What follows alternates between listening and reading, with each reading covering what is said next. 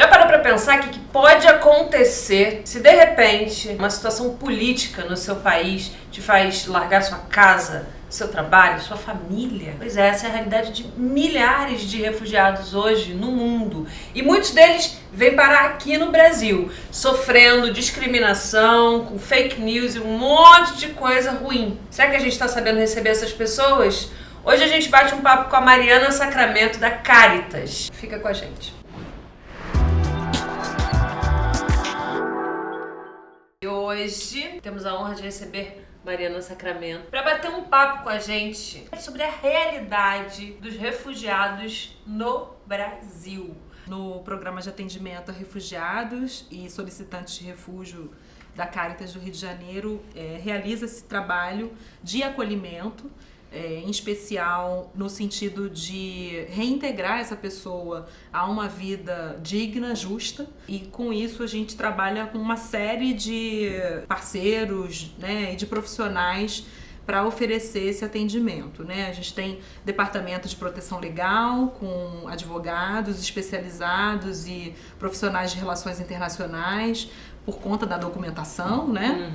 Todo o protocolo de refúgio, o pedido, como é que funciona o preenchimento dos formulários. É um formulário longo, de 20 páginas. A pessoa precisa, nesse formulário, colocar ali todo o motivo da sua solicitação de refúgio, aquilo que levou ela a sair do país, né, de origem.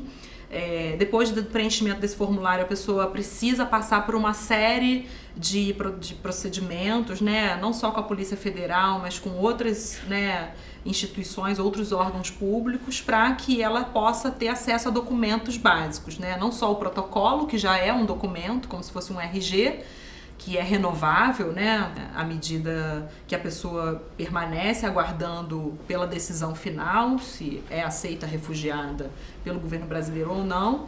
Mas também essa pessoa, a partir desse documento, pode tirar o CPF, ela pode acessar os serviços públicos de saúde, de educação, enfim, né? E a partir disso iniciar um processo de integração local mesmo, né? Então a gente tem outro departamento que é o Departamento de Integração Local e Acolhimento. A gente também tem um outro departamento chamado de Mobilização, que é o departamento do qual eu faço parte. Então essas frentes de trabalho são as frentes que a gente propõe, tendo em vista as complexidades, né, que essas pessoas vivem no momento de uma situação de refúgio, né? Qual é a característica desse refugiado que está chegando aqui no Brasil? Olha, a gente hoje tem prioritariamente chegadas de venezuelanos, né, em função da crise, né, gravíssima.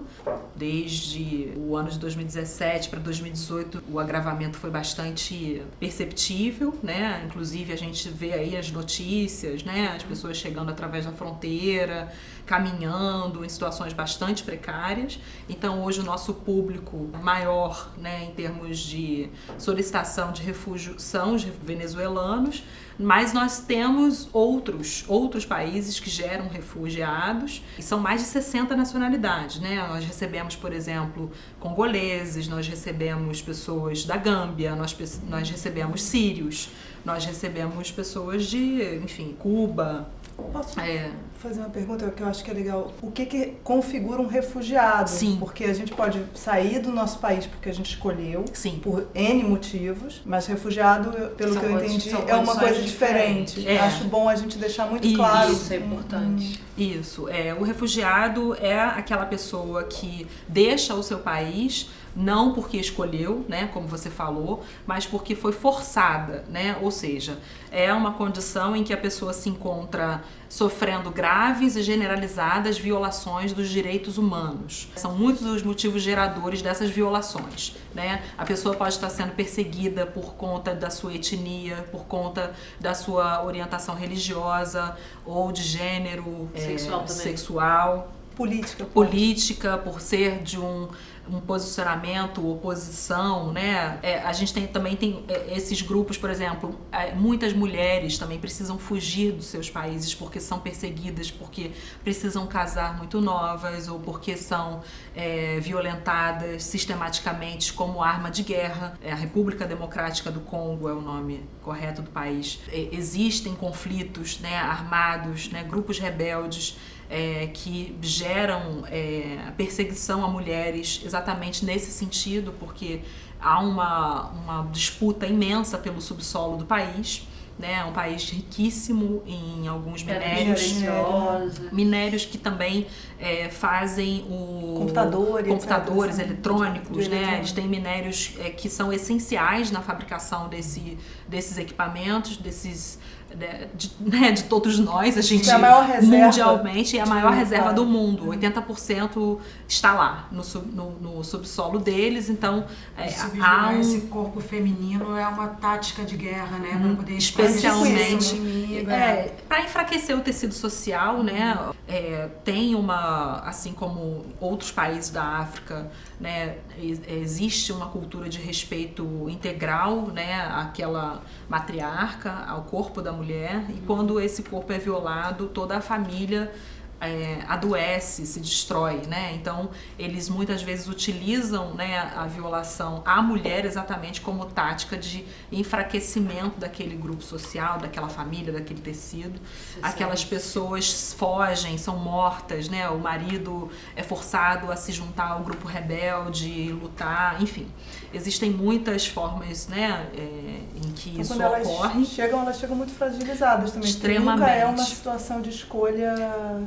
Exatamente. É o que nós sempre dizemos, né? A pessoa não escolheu estar nessa circunstância, ela não cometeu um crime, né? Ela não é foragida da polícia do seu país ou de qualquer outra polícia. Ela é uma pessoa que sofreu uma perseguição, tem um temor, né, de sofrer uma perseguição, uma retaliação em função do seu posicionamento, ou ela realmente está passando por uma generalizada violação de direitos humanos, no caso, né, uma escassez, né, como acontece agora na Venezuela, né? A tendência do Brasil é, de fato, reconhecer que essa escassez de recursos agrava, né, a condição do ser humano, né, humanitária, e obviamente as pessoas precisam se socorrer, né, precisam pedir apoio, auxílio a outras nações.